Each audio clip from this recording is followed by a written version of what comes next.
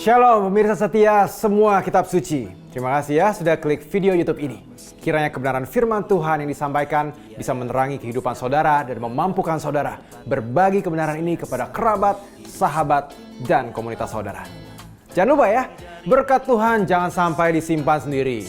Ayo klik tombol subscribe dan like, dan share video ini sebanyak-banyaknya ke orang yang kamu kenal. Tuhan Yesus memberkati.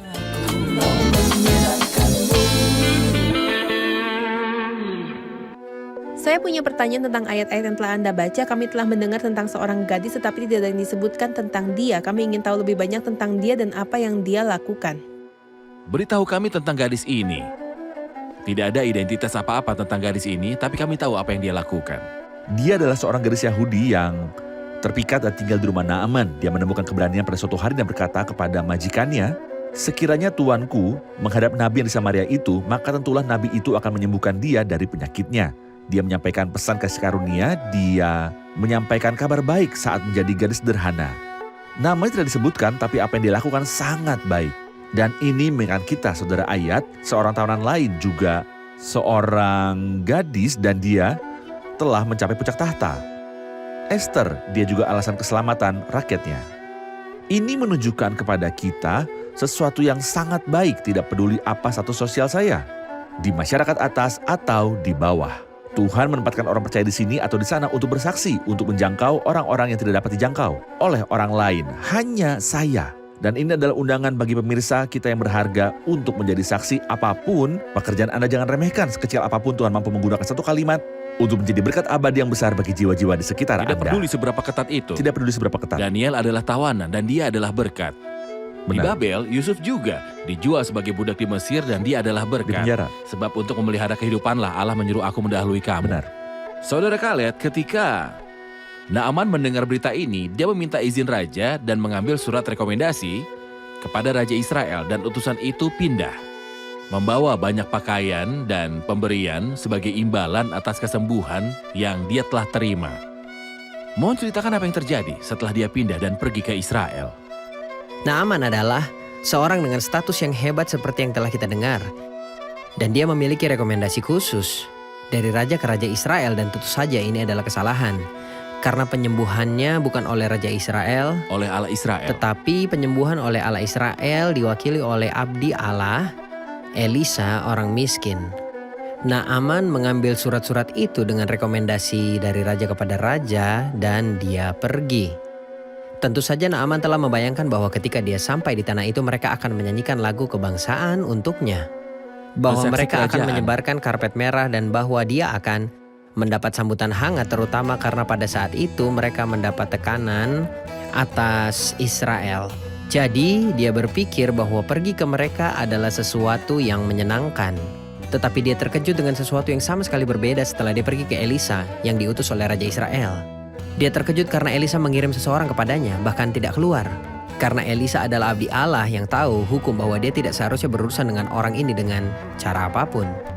Penderita kusta, jadi dia mengirim seseorang yang memberitahukannya, "Pergilah ke sungai Yordan dan mandikanlah dirimu 7 kali, dan tubuhmu akan pulih seperti tubuh anak kecil." Dia tidak mengharapkan itu. Tidak sama sekali. Terutama kita akan tahu nanti bahwa seringkali sungai Yordan berlumpur. Berlumpur.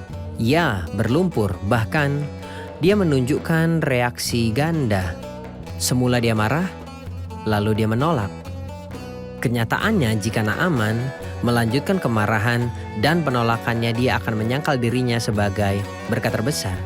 Dan sampai sekarang, jika ada orang yang terus dalam kemarahan dan penolakannya terhadap Injil Kristus dan pengorbanan Kristus, dia akan menyangkal dirinya. Anugerah terbesar. Mengapa Naaman marah? Ada ayat yang ditulis Rasul Paulus pada orang percaya di Korintus bahwa tetapi manusia duniawi tidak menerima apa yang berasal dari roh Allah karena hal itu baginya adalah kebodohan. Dia penuh dengan kebodohan sehingga dia tidak mengerti metode dan cara sederhana Tuhan dalam menerima berkat keselamatan. Dan Naaman menolak hal ini setelah dia marah. Naaman menolak untuk pergi dan mandi di sungai Yordan. Dan dia memiliki alasan manusiawi yang sepele, yang ketika disandingkan dengan Tuhan membuktikan diri mereka tidak berharga. Jadi ini adalah reaksi spontan dari manusia alami dan Kita tidak perlu heran Manusia saat alami ini. berarti manusia biasa. Manusia biasa Yang tidak lahir yang terpelajar, dari yang Tuhan. tidak lahir dari Allah dan Roh Kudus, tidak tinggal dalam Dia, yang tidak mengetahui nilai Injil dan tidak berlindung dalam pengorbanan Kristus. Kita seharusnya tidak terkejut ketika kita berbicara dengan beberapa orang tentang Kristus, mereka marah. Dia berpikir bahwa saya menuduhnya sebagai orang berdosa. Sebenarnya menjadi orang berdosa bukanlah suatu tuduhan, tetapi menjadi pendosa adalah sifat yang melekat pada diri manusia selama dia ada di bumi, sejak dia lahir sampai dia mati. Jadi dia harus mengakui bahwa dia adalah orang berdosa untuk menerima berkat. Jelas di sini bahwa Naaman sombong di dalam hatinya. Ini jelas. Dia sangat marah karena Elisa tidak pergi keluar untuk berbicara dengannya tetapi mengiriminya utusan. Dan bagaimana saya bisa masuk sungai Yordan yang hampir penuh dengan lumpur? Mohon ceritakan kesombongan secara umum, bagaimana Tuhan melihatnya dan bagaimana hal itu dapat menghambat keselamatan. Bagaimana Tuhan melihatnya? Dia melihatnya sebagai dosa iblis jika kita melihat apa yang Alkitab katakan. Tuhan menentang orang yang congkak. Sungguh aneh, saudara ayat. Alkitab penuh dengan ayat-ayat yang berbicara tentang Tuhan yang mengasihi orang berdosa tentunya. Dan saya tidak memiliki ayat yang mengatakan bahwa Tuhan menentang pencuri, atau bahwa dia menentang siapapun meskipun ini semua adalah dosa dan Tuhan menolaknya. Tapi Tuhan menentang orang yang congkak karena Tuhan tidak menyukai dosa kesombongan. Tapi izinkan saya jujur dengan Anda dan mengatakan bahwa kebanggaan ada di hati kita. Sebagai manusia, kita semua. Tapi mari kita fokus apa artinya sombong. Berarti sibuk dengan diri sendiri, merasakan nilai saya lebih dari yang seharusnya. Ketika Anda berhubungan dengan Tuhan dalam hal-hal rohani, poin pertama yaitu keselamatan adalah malapetaka. Mengapa? Ya Tuhan memberitahu saya bahwa saya adalah orang berdosa dan Roh Kudus bergumul dan menegur saya dan mengatakan bahwa Anda sangat jahat. Saya katakan saya jahat, tetapi ada orang yang lebih buruk dari saya. Iya, saya melakukan beberapa penyimpangan, tapi tidak sebanyak itu. Aku berbohong, tapi itu kebohongan putih. Hatiku begitu putih meski lidahku sedikit, tapi semua ini adalah kebohongan sampai saya yakin Ya Allah, kasihanilah aku saya orang orang berdosa berdosa. ini. Mungkin saudara kalian terkasih telah menunjukkan tentang kusta secara rinci dan mengatakan bahwa kusta tidak dapat disembuhkan tapi ada pemurnian. Anda tahu penderita kusta akan dinyatakan suci. Ketika kusta menutupi seluruh tubuhnya, salah satu kasus suci adalah ketika kusta menutupi seluruh manusia. Ia dinyatakan suci. Ini aneh, tidak aneh sama sekali ketika saya sadar bahwa saya adalah orang berdosa 100% dan tidak ada harapan dan saya tidak baik-baik saja, maka saya sangat dekat dengan keselamatan. Dan Tuhan tidak memberikan keselamatan dengan harga bayar. Tapi Dia memberikannya dengan harga terbesar yang Dia bayarkan, bukan harga yang akan saya bayar karena saya tidak mampu. Kristus membayar harga di kayu salib.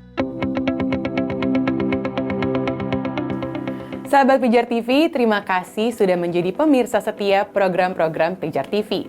Kami sungguh rindu agar saudara bukan saja diberkati dengan menyaksikan program-program ini, tetapi juga dapat berinteraksi dengan kami untuk berdiskusi dan bahkan didoakan melalui WhatsApp dan telepon yang tertera di layar kaca ini.